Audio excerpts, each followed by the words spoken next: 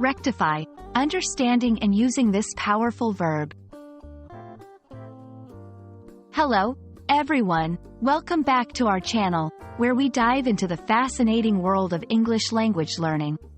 Today, we're going to explore a very interesting and useful word, rectify. Understanding how to use this word can not only enhance your vocabulary but also improve your ability to express solutions and corrections in English. Let's get started. Rectify is a verb that means to correct something or make something right. It's often used when talking about fixing mistakes or resolving problems. This word comes from the Latin root rectus, which means right or straight. So, when you rectify something, you are essentially making it right.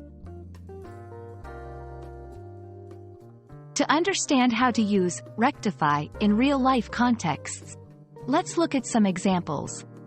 1. The company took steps to rectify the error in the billing system.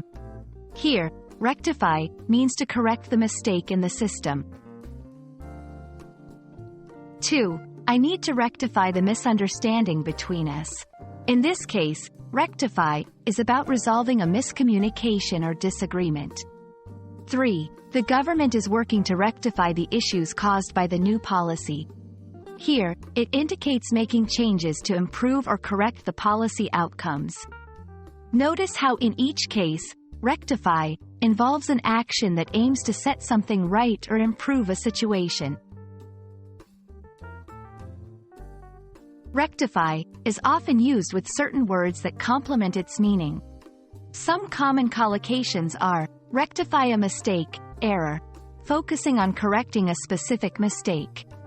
Rectify a situation, problem, used when addressing a broader issue or challenge. Rectify an issue, similar to a problem, but often used in more formal or technical contexts.